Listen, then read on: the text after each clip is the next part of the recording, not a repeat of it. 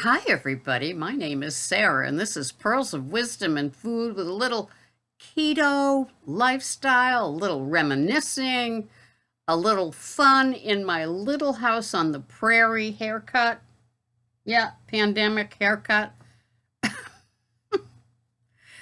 Well, it works with the warmest coat that I own when I do my Instacart shopping, and it's less than like 25 degrees out. So it all sticks under. There's a collar and then the fur collar thing. And so it just fits and it just stays pretty done for the rest of the day. And I got my little things that come down. Oh yeah. Yeah. It I haven't had my hair cut or my nails done in so many months. It's getting to, well, over a year for my nails, so and that includes the toes. But that's how we roll. But we keep doing our keto, and I put together my dinner for the day. You know how I love dinners in a bowl. So I took my Fiesta veggie bowl and I sprayed some coconut oil on the bottom. And then I put 2 ounces of carrots, yellow squash, Brussels sprouts, cauliflower, 5 asparagus tips, 5 ounces of chicken breast. And I'll have that for my dinner alongside my salad. And I'll put a tablespoon of ghee on it. And I'm just so excited because it'll be just also flavorful and yummy. And it's that great keto bowl that doesn't cost a lot of calories because I kind of watch calories and watch carbs. It has 34 total carbs in my day for the veggie salad and the chicken in a bowl dinner. So that works for me. I love my veggies and I missed them so much when I did carnivore. So I was in the shower today. I know you're very glad I got a shower. That I am too.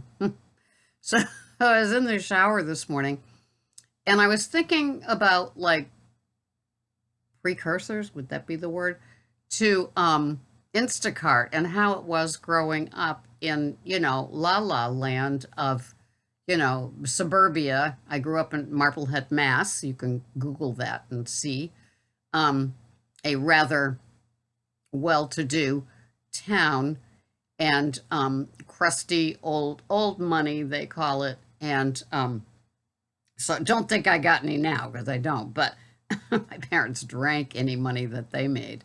My mother didn't work out of the house, but my father was an attorney. But anyway, so, and no brothers and sisters, and I was adopted. So there you go. That's all you need to know. That's how this whack job came to be. So anyway, there was this lady down the street that I always wanted to be like, and her name was Joanne, and I think we called her Mrs. last name, and because that's how it was in those days. And they had 4 kids, and it was definitely an idyllic family. She stayed at home and raised the kids, and the husband went off every day with his, the hat in the station. No, she had the station wagon. Well, maybe they were, yeah, back then we were like one car families. So he would take the station wagon because back then, this is what I was thinking about in the shower, food services came to the house. Like I remember the milk was delivered, oh, in glass bottles. Was that wonderful? And the cream, the little creamer in mini milk bottles. Oh, and they would give you a list of things and they'd come like a couple of weeks and you'd check off what you want and then clean the empties, rinse them out and put them out there. We had a little silver box. You'd put the empty glass bottles in it for the OJ, the cream, the milk, and other products with your slip of what you wanted that day, which was probably bread and maybe eggs and butter, things like that, maybe some cheeses. And you check it all off, and then in the little silver box, he'd put that week's delivery, and it was cool. I'm laughing because the children of my father, my second husband, was 20 years older than me, and he's long gone. But he was a milkman in Western Massachusetts, and his route took him all the way up into rural Vermont. And I laughed because he had 10 kids, and they always said back then when the woman got pregnant, she would always say it was the milkman. And he ended up having 2 with me and 8 with his first wife. But anyway, then there were a couple of bakeries that would come to the house. And I remember he had this huge basket with a handle that he carried. And he'd put all of his samplings in this basket. And we didn't have this. We just had the milk delivered because they were only interested in drinking anyway. But this was the neighbor. And it would be all kinds of breads and cookies and cakes and cupcakes and all the no-nos as well as all the breads. And he'd come to the house with this great big thing, and you'd take one of this, one of that, one of this. I was thinking as a foodie, it'd be like, just leave it here. Charge me for everything. And that's how they did it. And so then I remember there was this expensive little grocery store. It would much, much, much smaller than Whole Foods, but of course all the delicacies, and you could have your fresh ground burger and all of that kind of fun stuff. And you'd call in your order to them, and then they would deliver the meats and the produce. And then there was the drugstore, and I remember they had pistachios, both the green and the natural, and they kept them, I mean, the red and the natural, and they kept them under this like low wattage thing for heat, like they'd be warmed. And so you could order those. They'd also deliver your scripts. And I remember my mother getting her carton of Newports and her carton of Winstons delivered from a drugstore. Of course, this is back in the days when your doctor would be smoking as he, with his, white coat bursting at the buttons, telling you that you needed to lose weight. I always loved that while he was smoking. And so those were the days. So I was just going down that reminiscing the old ways that, how did somebody like, and back then, having a huge family and a country squire was like what most women aspired to. I think that the whole idea, my mother went to a 7 sisters school. My father was Ivy League educated. And the whole deal is that, you'd go to that sister school, 7 sisters like Wellesley, Wheaton, not sure what the other ones were. My grandmother went to Wellesley, my mother went to Wheaton, and it's kind of like a finishing type of thing for like 4 years. So you would marry the Ivy Leaguer. This is the town I grew up in, right? These are the philosophies. And I'm doing Instacart, right? And waitressing and cleaning houses and delivering newspapers. So anyway, yeah, you just kind of were in holding until you met your Ivy League man. And then you got your country squire and your golden retrievers, and you lived this, happy, idyllic life belonging to the sailing club, the yacht club, the tennis club, the swimming club. Wow. It was quite the upbringing, and we were like very overly protected. It was so funny. And I was a foodie, I was a fat little girl, and I developed my sense of humor and began babysitting for people. I've often told you this story where I started babysitting for people because there was no food in the house. My parents were severe alcoholics, and like when you opened up the fridge, you would see beef consomme. I don't know what they did with that. Maybe mixed it with vodka. Cocktail olives and cocktail onions, and maybe some, Mr. and Mrs. T Bloody Mary mix or something like that. There was no food. My parents were never buying food to get I think my mother was probably agoraphobic, but not diagnosed with that and not treated for that, obviously. And the liquor was delivered too, of course. So my mother was a practicing pandemic person in the 50s, right?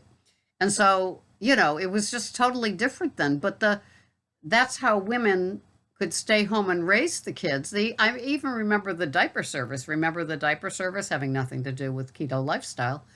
But, you would get all those things. And I remember there was also a farm, so you could get like, fresh butchered chicken and turkeys delivered, probably their eggs as well. And so services came to the house, not a full service thing, unless it was like that little market slash liquor store. But, the foods were provided. And remember, there were probably no GMOs. Everything was probably organic. You know, it just was a whole different lifestyle. But also the goodies could come to the house too. And then, of course, we had the ice cream truck, and you could do some damage there. Of course, there was never enough on those trucks for me, right? One novelty ice cream, one. So I developed my addiction to food at a young age with what was available. And when I babysit for people, I just like pillage their food pantries. And of course, busy moms with 2 or 3 kids, my God, they weren't paying attention to what I was eating. They just probably thought it was me or another babysitter or their kids wanting something. They were probably just happy to get out of the house and have their hair fixed. Remember, you got your hair fixed, not done, fixed, right? And back then people weren't getting nails and eyelashes and Botox injections and all those things. It was just probably she'd get out to have her hair fixed and maybe do a couple of little errands, but there was no online shopping and all that kind of stuff. But yeah, and probably the only thing she had to make sure she was home for was that bakery guy, right? With that great big selection of all the anything carb, right? Anything white flour. Oh my goodness. So here we are today with our hopefully keto lifestyles, and it's hopefully all working out for you. And you're enjoying how you get it, how it comes to you. And now we have things like Instacart and the Amazon Prime from Whole Foods doesn't deliver here, but you can shop online and then go there and wait in a certain parking space and they bring it out to you. And then the regular stores like Stop and Shop and Star, I think, well, Instacart would deliver for Star, and I think both of them have the shopping services where you pull up and they bring it out to the car. So it's a whole different ball game now, but if you're like me, I like picking out my produce and I like doing it for the customers as well. And I like, eyeballing my meat and picking it out and things like that. And, I like all the different stores that I go to, and then the different restaurants for sometimes the treats, the Italian restaurant, the Brazilian restaurant, the French restaurant, and then the butchery, the Brazilian butchery. And so it's interesting how what are we, food purveyors? I don't know, like that word. Hope it was used in the right sentence in the right way. And so we like to get, our good foods in. Some of us are lucky we have our own gardens. Some of us are lucky we have farm stands around us that are raising organic produce that we can go to. And I think we even have a pig farm here, so you can get heritage pork. And you buy it in frozen, vac-packed sections of what you're looking for. Anyway, it's a very interesting thing. And, looking at the history of food, sometimes National Geographic or Discovery or any of those kind of stations do things on, the evolution of food and the evolution of processed foods. And we've come a long way, baby. I'm telling you, when you go into the stores these days and you see thousands and thousands of new products and stuff tucked in so many places, when I go in for something like not rare, but not ordinary, I mean, it's in like 5 or 6 different places. And to earn that prime shelf space, it takes so long to do it. And I know when people get their junk food chips and stuff, there's certain wannabes that haven't made it to the shelf yet, and you have to buy them at the end caps and figure out which end cap they're on. It's too bad you can't get in the store's app and see where things are. I know some some food stores, definitely I see from other Instacart, they even tell you what aisle things are on. So that's helpful. I don't have that on the Cape. So it's like, it's definitely looking for the Easter egg that's tucked someplace strange. So, anyway, that was just a little walk down memory lane. It was just interesting. How was it for you? Did you have food services come to the house growing up?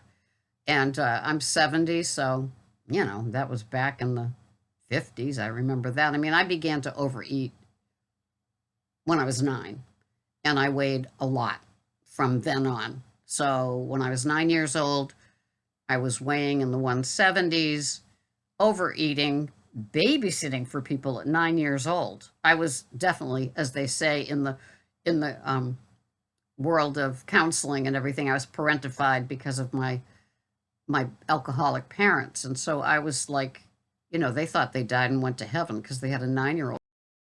Their babies and infants and toddlers. It was like, wow, amazing. But it was the food.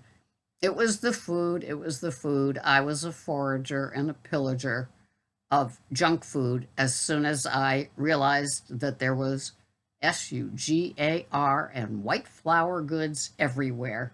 That was my drug of choice for sure.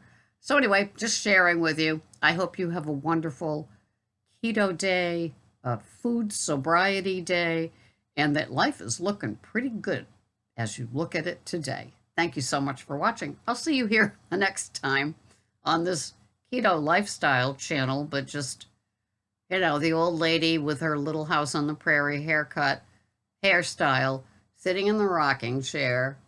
Yep, back in my day. Sad. I'll see you the next time. Bye-bye for now.